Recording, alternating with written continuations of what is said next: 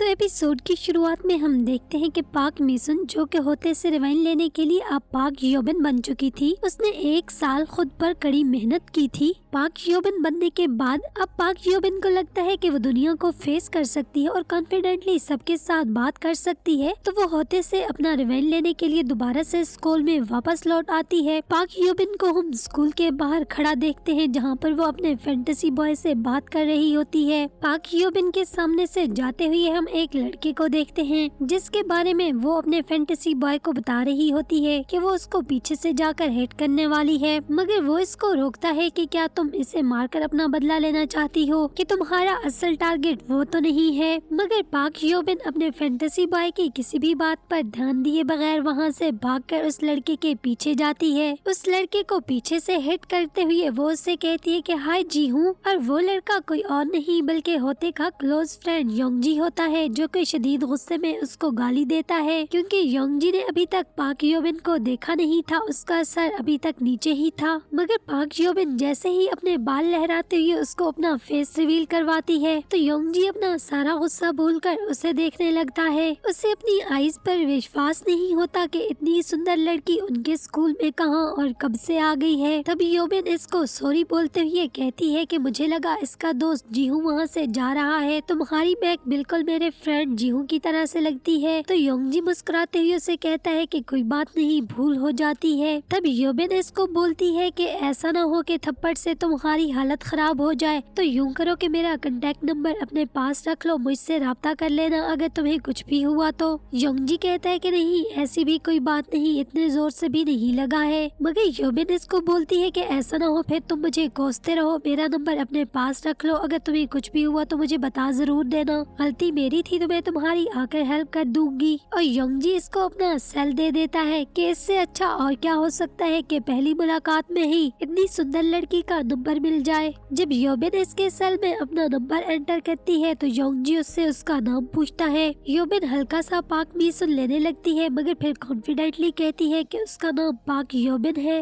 अपना नाम बताकर उसे ये रिमाइंड करवाते हुए कि अगर उसे कुछ हुआ तो वो उसे बता जरूर दे। वहाँ से वो उसे गुड बाय कहकर चली जाती है। और योंगजी को तो ये सारा ड्रीम लग रहा होता है कि इतनी सुंदर लड़की उसके पास आई और उसे अपना नंबर भी देकर जा रही है। योबिन जब योंगजी से काफी आगे चली जाती है तो इसका फैंटेसी बॉय इसके पास आकर बोलता है कि मुझे लगा तुम मुझसे फाइट करने लगी हो, मगर ये क्या, तुम तो उसे सीधा अपना नंबर ही देकर आ गई हो, कि मुझे तुम्हारी ट्रेजेडी की समझ नहीं आ रही है, तुम इनसे रिवाइन लेना चाहती हो या फ्रेंडशिप करना चाहती हो, और तुमने अपना रिवाइन लेने के लिए अपने असल टारगेट होते के बजाय योंगजी को पहले क्यों चुना है। योबिन अपना प्लान बताते हुए कहती है कि वो देखना चाहती है क्या होते इसको रिकॉग्नाइज कर पाता है या नहीं, क्योंकि वो काफी डेंजरस है, इसके पास जल्द चीजों को अंडरस्टैंड करने की शक्ति होती है। योबिन बोलती है कि वो अपने प्लान पर आहिस्ता आहिस्ता अमल करते हुए इनके ग्रुप को तोड़ना चाहती है, जिसके लिए वो सबसे पहले इनके ग्रुप के लो रैंक स्टूडेंट को इनसे अलग करेगी और फिर अपना बाकी का काम स्टार्ट कर देगी। फिर हम क्लास का सीन देखते हैं जहाँ पर साइमन और हाईजी तैही का वेट कर रही होती हैं। वहीं पर योंगजी जो कि योबिन के ड्रीम्स में खोया होता है और इसी के बारे में मुसलसल सोच रहा होता है, वो तो योबिन की सुंदरता में ही खोकर रह गया था, तभी तो उसे अपने आसपास का कोई होश नहीं था। साइको होते इसके करीब आकर इससे इसकी खामोशी की वजह पूछता है कि वो इतना कहाँ पर खोया हुआ है, क्या योंगजी ने कोई गर्लफ्रेंड वगैरह तो नहीं बना ली है। मगर फिर वो खुद को ही आंसर करते हुए कहता है कि भला ये कैसे हो सकता है कि होते के आर्डर के बगैर इनके ग्रुप में कोई चिड़िया भी पर मार सके, मतलब कि इनके ग्रुप में कुछ ऐसा हो जो कि होते को पता ही ना हो। तो वो उसे कहता है कि तुम्हारी भला गर्लफ्रेंड वाला कहाँ हो सकती है, अगर होती तो पहले होते को पता ना होता। फिर वो उसे फोर्स करते हुए कहता है कि इसके अलावा कोई बात है तो मुझे बताओ। योंगजी इसके फोर्स करने पर इसको पाक योबिन का बताने लगता है, मगर आधा नाम लेने के बाद इसको लगता है कि साइको होते इसे तंग करेगा, तो वो बात बदलते हुए कहता है कि मेरा मतलब पाक मिसुन, वो हमारी क्लास में मोटी सी लड़की हुआ करती थी ना, तुम लोग इसको ढूंढ रहे थे तो क्या बना। जिस पर इसके पास बैठी साइमन और हाईजी बोलती हैं कि हाँ तुम पाक मिसुन की ही बात कर रहे हो ना, उसने तो 1 साल पहले ही स्कूल से लीव लेकर अपना नंबर बदल लिया था और उससे कभी किसी ने अपने घर से निकलते भी नहीं देखा। किसी को मालूम नहीं कि उससे जमीन खा गई या आसमान में गल गया है, वो तो अचानक ही यहाँ से गायब हो गई है और पिछले 1 साल से उसकी कोई खबर नहीं है। फिर वो वो सब लोग स्टेज पर बैठे होते हैं तो तही इनके लिए स्कूल कैंटीन से इनकी सिगरेट्स वगैरह लेकर आती है। तही पिछले पूरे 1 साल से इनको सर्व कर रही थी, वो इनकी सर्वेंट बनकर स्कूल में रह रही थी। तही की अपनी फ्रेंड मिसुन को चीट करने के बाद और मिसुन के स्कूल से गायब हो जाने के बाद से साइको होते के पूरे ग्रुप का खिलौना तही बनी हुई थी, जिसे पिछले पूरे 1 साल से वो अपने स्कूल में जलील कर रहे थे। और आज भी जब तही सैमन की सिगरेट नहीं ला पाई थी, जिस पर वो इसको गुस्सा करती है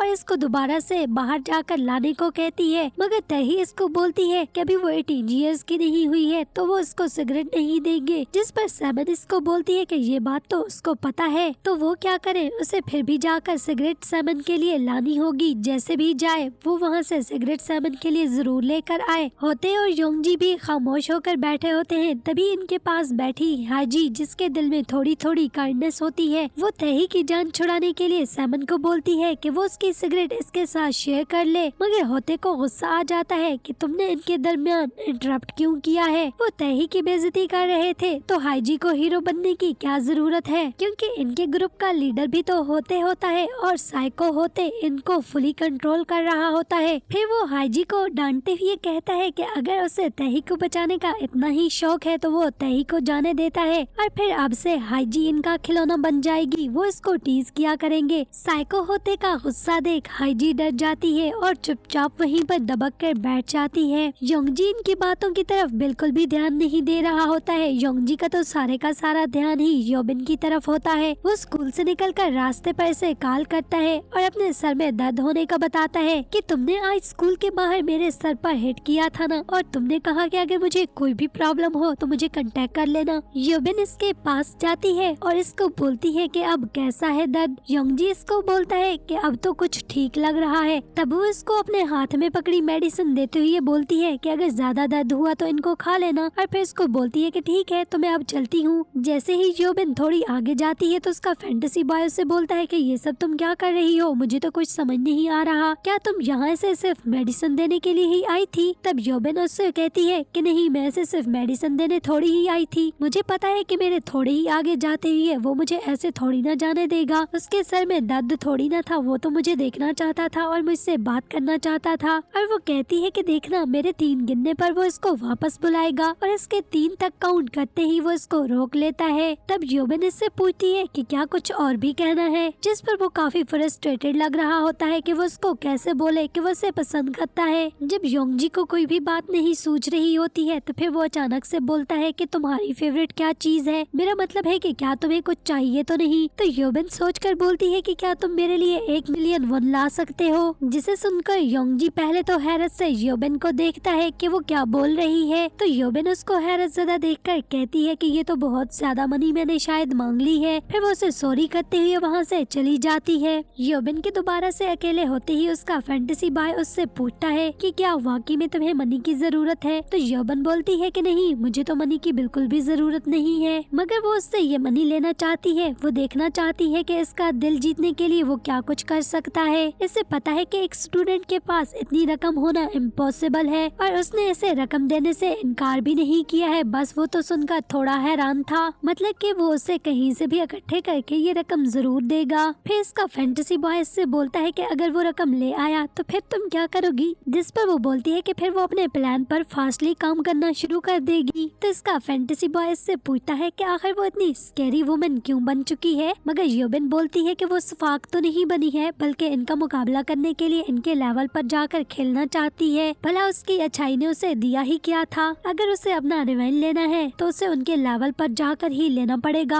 अगर वो दोबारा से झुक गई तो क्या उसे लगता है कि वो उसे पसंद कर लेंगे या फिर उसे अपने ग्रुप में शामिल कर लेंगे। तो वो कहती है कि अगर वो दोबारा से अच्छी बन गई तो उसने आखिर इतनी मेहनत क्यों की, और इसके इन लोगों के साथ अच्छा बन जाने की वजह से क्या स्कूल के और स्टूडेंट्स की जान बच जाएगी। मतलब कि योबिन ने होते से अपना रिवेंज लेने के लिए एक मुकम्मल प्लान बना रखा होता है। फिर हम देखते हैं कि योंगजी से अपने पास बुलाता है और इससे अपने पास रखे 1 मिलियन वॉन हैंड ओवर करता है और उससे कहता है कि वो उसके लिए मनी ले आया है। योबिन इसको बोलती है कि इसे लगा इसके पास पैसे नहीं होंगे, तो वो इससे बताता है कि उसने अपना सेल बेच दिया है। तो योबिन इसको कहती है कि तुम्हें तो अपने सेल से बहुत मोहब्बत थी और वो काफी एक्सपेंसिव था, तो तुम अपने सेल के बगैर क्या करने वाले हो, क्या तुम मुझसे इतनी मोहब्बत करते हो। तो योंगजी उसे बोलता है कि हाँ, वो उसे बहुत बहुत पसंद है। ये तो सच है कि वो अपने सेल के बगैर नहीं रह सकता है और दोबारा से अपने पुराने मॉडल वाला सेल यूज करेगा। तो योबिन इसे बोलती है कि उसे ऐसा नहीं करना चाहिए था, मगर योंगजी से कहता है कि कोई बात नहीं, तुम्हें मनी जरूरत थी और अगर दोस्त ही दोस्त के काम ना आए तो फिर क्या फायदा। योंगजी के इसको फ्रेंड कहने वाली बात पर तभी योबिन को इसकी तंग करने वाली 1 साल पहले की बातें याद आती हैं कि कैसे उसने इसे कैफे में तंग किया था और इन सब ने इसे कहा था कि वो इनका नाम भी ना ले, कहीं लोगों को ये ना लगे कि वो इनकी फ्रेंड है, और इसे खूब जलील भी किया था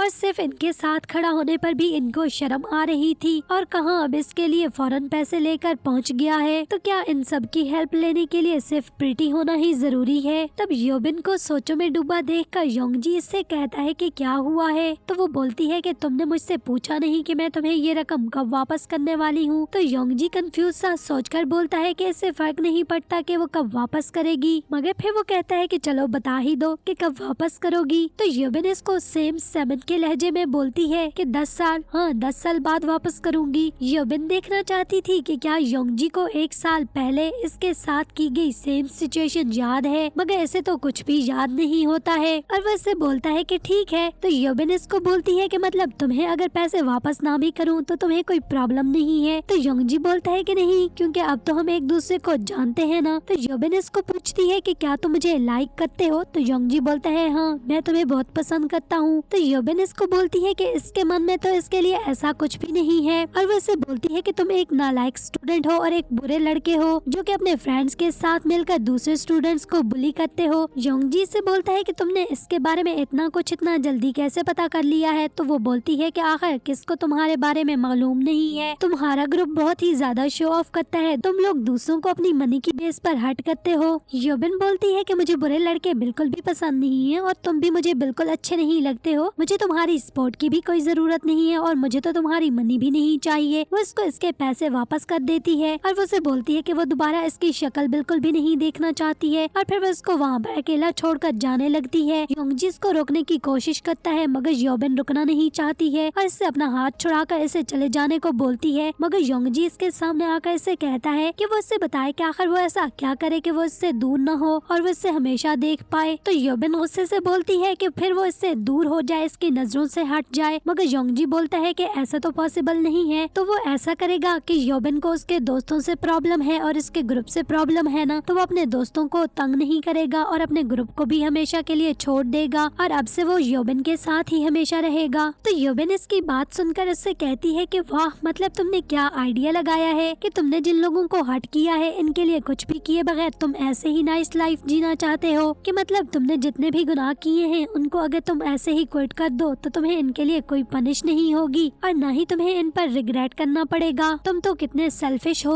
तो वो बोलता है कि ठीक है, वो एक एक के पास जाकर अपनी गलतियों की माफी मांगेगा और अब से अपने ग्रुप से भी दूसरों के हक के लिए लड़ेगा और आगे से किसी को भी किसी को हर्ट नहीं करने देगा और मजीद किसी को भी अपने ग्रुप का खिलौना नहीं बनने देगा। तो योबिन इसको बोलती है कि क्या वो उसके लिए इतनी इम्पोर्टेंट है। तो योंगजी बोलता है कि हाँ, वो इसके लिए बहुत ही स्पेशल है। योबिन बोलती है कि वो तो इतनी बार मिले भी नहीं, कभी उन्होंने एक दूसरे को देखा नहीं और आज फर्स्ट टाइम ही एक दूसरे से बात की है। योंगजी इसको कन्फेस करता है कि उसे पहली नजर में देखते ही इससे प्यार हो गया है और उसके प्यार में बिल्कुल पागल हो चुका है। तो योबिन को योंगजी का ये आंसर सुनकर अंदर से बहुत सुकून महसूस होता है। साइको होते अपने ग्रुप के साथ तही को बहुत ही ज्यादा सता रहा होता है। तही इनके लिए दोबारा से कुछ चीजें लेकर आई होती है। तब योंगजी वहाँ आकर इसको इनको सर्व करने से रोकता है और बोलता है कि वो घर चली जाए, जिस पर साइको होते इसके पास आकर बोलता है कि अच्छा, तुम्हारे अंदर का हीरोपंती जाग उठा है, अगर वो नहीं करेगी तो क्या तुम करोगे और तुम अपने ग्रुप के खिलाफ जा रहे हो, तुम्हें कुछ समझ भी आ रही है। तो योंगजी से बोलता है कि वो इनका ग्रुप छोड़ रहा है। तो होते इसको बोलता है कि ठीक है, हमारे ग्रुप का अगला खिलौना फिर तुम होगे। योंगजी से बोलता है कि इसे इन सब से नफरत हो गई है। तब वहाँ पीछे से योबिन योंगजी के पास आती है